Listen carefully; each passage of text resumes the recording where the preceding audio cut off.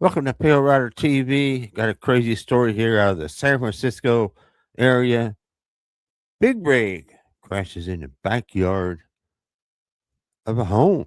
This is crazy, man. I don't get it. What is wrong with this driver? Well, we're going to cover the news story out of, see, it's from KRON4.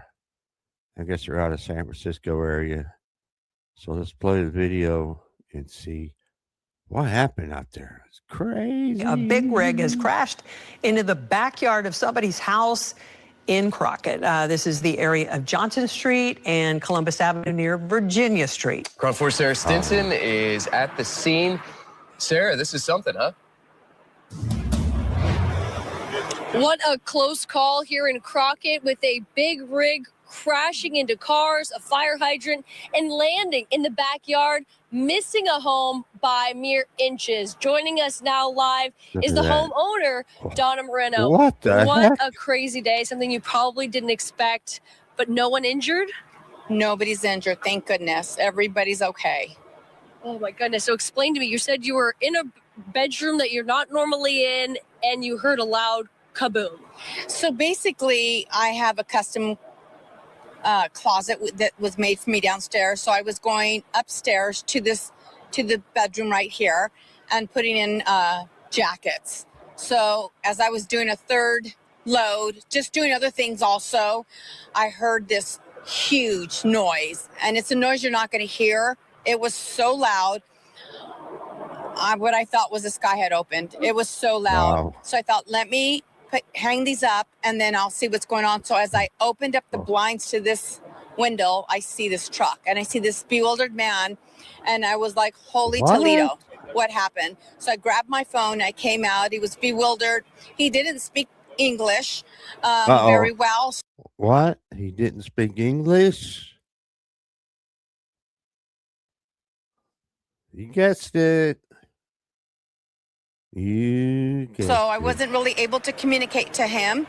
So I just made sure he was okay. There was no blood or nothing. He was walking around his truck. There was water everywhere. The fire hydrant had, I guess he ran into, so the water was as high as the tree. It was just, and it was flooding everything. I mean, what a scene. It's just like water everywhere, a truck in your backyard. I guess some cars were hit. And then now you were talking about what stopped it. I mean, we're talking about this happening on Columbus Avenue, right? You can see 80 off into the distance, the Carquinez Bridge. And you think that your fence and a pole may have saved your house and you? So when we moved here, there was no fencing and there was no retaining wall. Can't zoom in, but if you see the sign on the side of the truck, it looks like it's handwritten. So we knew that that was a crisis because all up here are bedrooms. So we had to make sure when the family was here that they're safe. So we invested on doing fencing, and we did retaining walls. So when he actually hit the fire hydrant, which was to the right of the road, then he on the left totaled 3 cars. And then he ran into our yard, which was to the right. So it's right, left, right. And it came down, and that's where he was inches away from the actual room. Now, when we had all this work done, there's a pole. It was an ugly pole that they forgot to cut. That saved probably me, because that's what stopped the truck, was that pole. So the truck is on top of the pole. If not, the police officer said that he would have taken out the top part of the house. And that's where you were. And that's where I was, in that room right here. He would have went right through that, and there'd have been no way I would have made it. And so, yeah, you're covered by the blood. and you're just thanking your lucky stars. This is just truly incredible that you're okay, that everyone's okay. But now they got to get this truck out of your backyard. They got to get it out. And first the guy was saying it's not a big deal. And there's 3 different tow companies. Yeah. But what's happened is, because the water was everywhere and it was flooding, now you've got dirt that's now mud. So you got heaviness, weight on top of the mud. I don't know how they're going to do it, but they did say to us to call our insurance. There's a possibility this truck could go through our home. So we're praying it doesn't. But so it's still an ongoing situation. I mean, look, it's right there. They're trying to pull it out. I see a car being towed right now. But while it's ongoing, I'm sure just a lot of gratitude from you right now in terms of your health and your well-being. Nobody got Trailer hurt, must and be you know, one empty. thing that really really touched me is that a lot of times. I think if that trailer was loaded, it would probably would have flipped over to that side it's leaning on. It's probably empty. If I get close enough to see that DOT number on there, I can't see it though. Somebody could pick that up, send that to me. We'll look at the company. We're so worried about material things, and you live here and you have that, but I was just so grateful that I was okay, and that the gentleman that this truck belongs to, that there was nothing wrong with him, and I just kept making sure and letting him know it's okay, because at the end of time, you guys, we don't take anything with us but our soul. And I'm so grateful to be okay, because this truck could have taken me out, but I know God has bigger plans for me, John 3:16. And so I really, when it is my time, I know where I'm going, but it's not my time yet. Yes.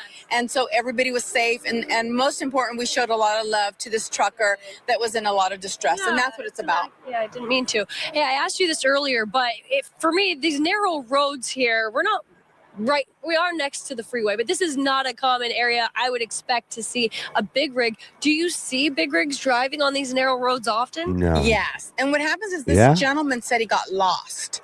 So the thing is, there's been some hit and runs, because when it turns dark, it's like jet black and there's no lights out here. So to maneuver through these mountains is tricky. Yeah. And so big rigs shouldn't be on there. We don't have a city or the police department here, so they're not really maintaining like the roads or the drainage. So when this guy came with all that weight, it was just an accident waiting to happen, unfortunately, and he just didn't fit. They shouldn't have been up here in the hills. Maybe that'll be looked at after this. Well, thank you so much for telling us everything that happened, and I'm glad you're okay. And as you can see, still very much ongoing situation. They are working with several tow trucks to try and get this out of the... Yeah. What the heck? She said the magic word, or the magic phrase. He did not speak very well English. Imagine that in California. Come on now, how did he get a CDL? Well, it's probably given right to him. Did he even have a CDL? I don't know. Maybe I'll be looking around for more information. But who knows what was going on, or what was that driver? Was he following a GPS? Was he lost? Couldn't read the signs saying "Don't go there"? Man,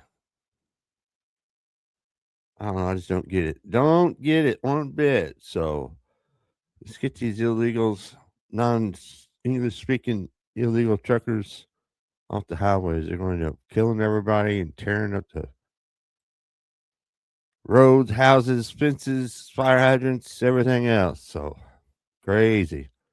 Well, let me know what you think about this situation down in the comment section. I appreciate everybody watching. Everybody have a good day. Stay safe.